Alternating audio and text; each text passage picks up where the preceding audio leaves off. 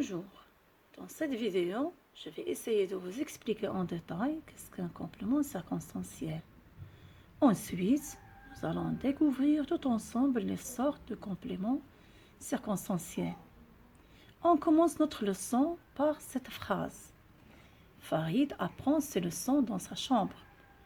Regardez de quoi se compose cette phrase. Farid, c'est le groupe nommé un sujet, apprend ses leçons dans sa chambre, le groupe verbal. Et dans le groupe verbal, apprend, c'est le verbe, c'est leçon, c'est le complément d'objet direct. Dans sa chambre, c'est le complément circonstanciel. Le complément circonstanciel dans cet exemple donne des informations sur les circonstances dans lesquelles se déroule l'action. Si on supprime le complément circonstanciel, on a Farid apprend ses leçons. Le sens reste le même. Il y a seulement moins d'informations sur l'action. On déduit donc que le complément circonstanciel peut être supprimable. Cela veut dire qu'elle n'est pas obligatoire pour la compréhension de la phrase. Prenons un autre exemple. Chaque 18 novembre, les Marocains célèbrent la fête de l'indépendance. Dans cet exemple, le complément circonstanciel est placé au début de la phrase. Si on le déplace à la fin de la phrase, les Marocains célèbrent la fête de l'indépendance chaque 18 novembre, ou au milieu de la phrase, les Marocains, chaque 18 novembre, célèbrent la fête de l'indépendance. Est-ce que le déplacement apporte des changements sur le sens de la phrase? La réponse, non. On déduit donc que nous pouvons déplacer le complément circonstanciel sans que la phrase perde de sens. Il y a plusieurs sortes de compléments circonstanciels, mais les plus utilisés sont trois. Le complément circonstanciel de lieu, appelé CCL, le complément circonstanciel de temps, CCT, et le complément circonstanciel de manière, CCM. Nous allons commencer d'abord par la première sorte du complément circonstanciel. Il s'agit du complément circonstanciel de lieu. Pour savoir ce que c'est le complément circonstanciel de lieu, prenons cet exemple. Mina range ses affaires dans le placard. Regardez de quoi se compose cette phrase. Mina, le groupe nommé un sujet, range ses affaires dans le placard, le groupe verbal. Et dans le groupe verbal, range, c'est le verbe, ses affaires, c'est le complément d'objet direct, dans le placard, c'est le complément circonstanciel de lieu. Le complément circonstanciel de lieu, dans cet exemple, donne des renseignements sur l'endroit où se déroule l'action. Si on supprime le complément circonstanciel de lieu dans cette phrase, Mina range ses affaires. Le sens reste le même. Il y a seulement moins d'informations sur l'action. Donc, on déduit que le complément circonstanciel de lieu peut être supprimable. Cela veut dire qu'elle n'est pas obligatoire pour la compréhension de la phrase. Pour identifier le complément circonstanciel de lieu, il suffit de poser la question « où ». Prenons un exemple. Les élèves mettent leurs affaires dans le tiroir. Les élèves mettent leurs affaires où? La réponse, dans le tiroir.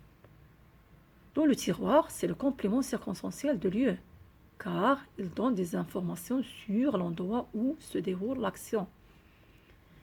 Prenons un autre exemple.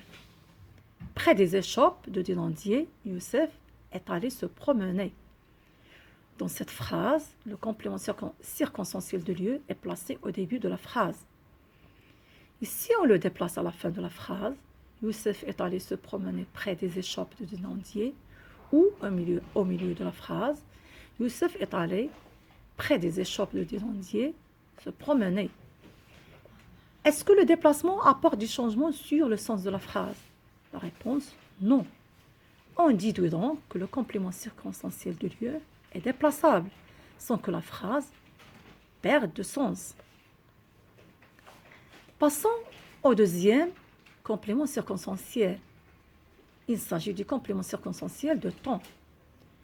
Pour savoir ce que c'est le complément circonstanciel de temps, Prenons cet exemple.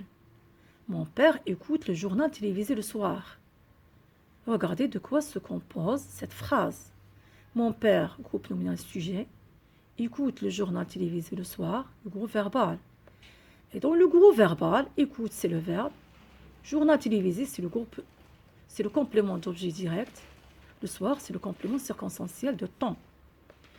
Le complément circonstanciel de temps, dans cet exemple, donne des informations sur le moment dans lequel se déroule l'action. Si on supprime le complément circonstanciel de temps, on a « mon père écoute le journal télévisé ». Le sens reste le même. Il y a seulement moins d'informations sur l'action. Donc, on déduit que le complément circonstanciel de temps peut être supprimable. Cela veut dire qu'il n'est pas obligatoire pour la compréhension de la phrase. Pour identifier le complément circonstanciel de temps dans une phrase, il suffit de poser la question « quand ». Prenons cet exemple. Il a voyagé la semaine dernière. Il a voyagé quand? La réponse, la semaine dernière. La semaine dernière, c'est le complément circonstanciel de temps, car il donne des informations sur le moment dans lequel se déroule l'action.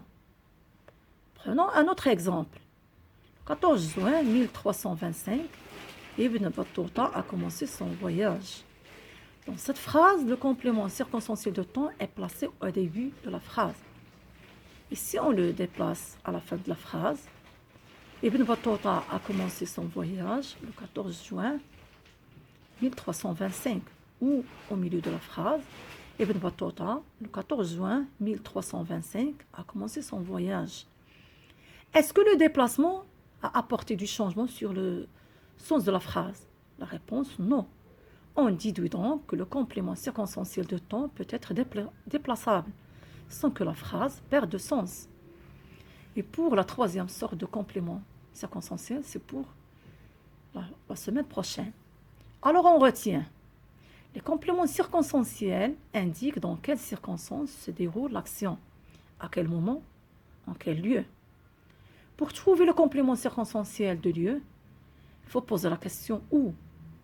Pour trouver le complément circonstanciel de temps, il faut poser la question quand.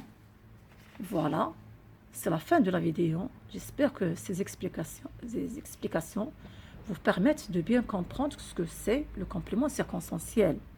Merci.